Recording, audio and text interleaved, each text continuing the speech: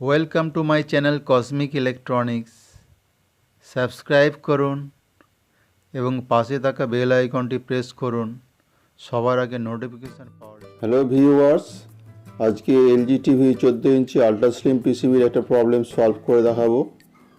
তা এলজি টিভিতে no sound এর আগে দেখিয়েছি, এটা আর একটা নতুন ফল্ট এলজি টিভির নো সাউন্ডের। দেখুন পিকচার আছে কিন্তু সাউন্ড নেই, আসছে ইন্টোর পর।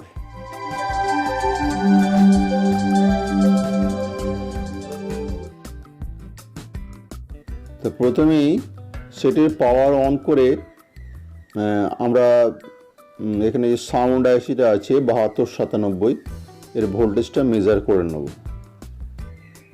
তা লেফট সাইডে এটা হচ্ছে সাউন্ড আইসি। প্রথমে আমরা হচ্ছে ইনপুট ভোল্টেজটা মাপছি, ইনপুটে কোনো ভোল্টেজ নেই। আউট এটাও ইনপুট, দুটো ইনপুট থাকে লেফট অ্যান্ড রাইট, এটাতেও কোনো ভোল্টেজ নেই ইনপুটে। আউটপুট অর্থাৎ সিগন্যাল আউটপুট স্পিকারে যেটা যাচ্ছে সেখানেও কোনো ভোল্টেজ নেই। এটা লেফট আর এদিকটা রাইট, রাইটে দুটো পিন আর লেফটে দুটো পিন, এখানেও কোনো ভোল্টেজ নেই। এরপর আমরা চলে যাব সাপ্লাই পিন, দুটো সাপ্লাই পিন 18.8 এরকম একটা ভোল্টেজ রয়েছে সাপ্লাই পিনে, এখানেও 18.8 এরকম একটা ভোল্টেজ রয়েছে, সাপ্লাই ভোল্টেজ রয়েছে। আর এটা হচ্ছে মিউট ভোল্টেজ, মিউটিং ভোল্টেজ রয়েছে 5 ভোল্ট। এরপর আমরা আর একটা আইসিকে 5 ভোল্ট সাপ্লাই করে, সেই ভোল্টেজটা আছে কিনা আমরা দেখে নেব। এটা হচ্ছে সাপ্লাই করে আইসিকে একটা 5 ভোল্ট, কিন্তু এখানে একটা রেজিস্টার দিয়ে ড্রপ হয়, কিন্তু রেজিস্টারের অপর প্রান্তে কিন্তু ভোল্টেজটা নেই। রেজিস্টারের ইনপুটে ভোল্টেজটা রয়েছে, কিন্তু আইসির সঙ্গে যেদিকটা যুক্ত সাপ্লাই সেখানে কোনো ভোল্টেজ নেই। তো রেজিস্টারটা কাটা হতে পারে, আইসি খারাপ হতে পারে, সেটাই আমরা দেখব। সেটির পাওয়ার অফ করার পর আমরা এই রেজিস্টারটাকে ওপেন করে নেব।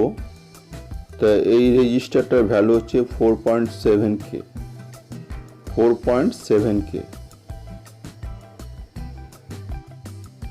পিসিবির টপ ভিউতে আমরা ফিরে আসি। এটা হচ্ছে পিসিবির টপ ভিউ। তা এখানে কোন কম্পোনেন্টটা খারাপ আছে বা চেক করব,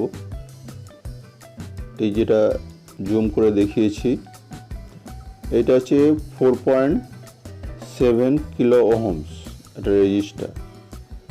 তো এই রেজিস্টারটা আমরা মেজার করে দেখে নেব যে ঠিক আছে খারাপ আছে।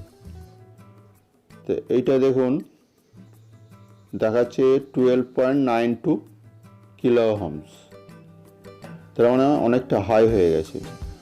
এবং এটার জন্য হয় কি, সাউন্ড একেবারে বন্ধ হয়ে যায়, সাউন্ড কখনো আস্তে হয়ে যায়, কখনো জোরে হয়ে যায়, কখন সাউন্ড ডিস্টর্টেড সাউন্ড আসে। এটা হচ্ছে নতুন রেজিস্টার 4.7 কিলো ওহমস, মেজার করে দেখে নিলাম। তা এখন আমরা এই নতুন রেজিস্টারটা ওই জায়গায় বসিয়ে নেব।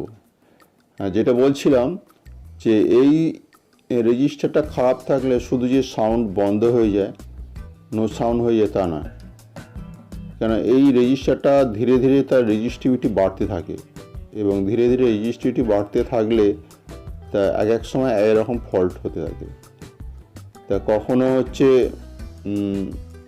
সাউন্ড একদম থাকে না, কখনো সাউন্ডের মধ্যে ডিস্টর্টেড সাউন্ড, কখনো সাউন্ড ভালো হয়, কখনো খারাপ হয়, এরকম নানা ধরনের প্রবলেম আসতে পারে এই রেজিস্টারটা থেকে। একটা গুরুত্বপূর্ণ রেজিস্টার, সেই জন্য এইটার জন্য আমরা একটা ভিডিও করে দেখালাম। তা এখন সেটের পাওয়ার অন করলাম, পাওয়ার অন করার পর আমরা আবারও ভোল্টেজটা মেপে নেব। তা এখানে হচ্ছে 5 ভোল্ট সাপ্লাই তো ছিলই, আর আউটপুটে কোনো ভোল্টেজ ছিল না। এখানটা আছে 2.5 ভোল্ট এসে গেছে, এখানটা কোনো ভোল্টেজ ছিল না। আর এটা ঠিক আইসি কোন পিনে যাচ্ছে সেখানে আমি ভোল্টেজটা মেপে দেখিয়ে দিচ্ছি। এই ঠিক এই পিনটা, হ্যাঁ এই পিনটাতে 2.5 ভোল্ট এসে গেছে, যেটা আগে ছিল না। আর এছাড়া আর অন্যান্য কিছু ভোল্টেজ মেপে দেখাচ্ছি যেগুলো ছিল না এসে গেছে। অডিও আউটপুটের ভোল্টেজ ছিল না, এখানে 7 পয়েন্ট সামথিং এসে গেছে। লেফট রাইট দুটো থাকে, এটা হচ্ছে এসে গেছে ভোল্টেজ। আর মিউট ভোল্টেজ তো আগে ছিলই এখানটায়। এটা হচ্ছে ইনপুট ভোল্টেজ ছিল না, অডিও সিগন্যাল ইনপুট ভোল্টেজ ছিল না।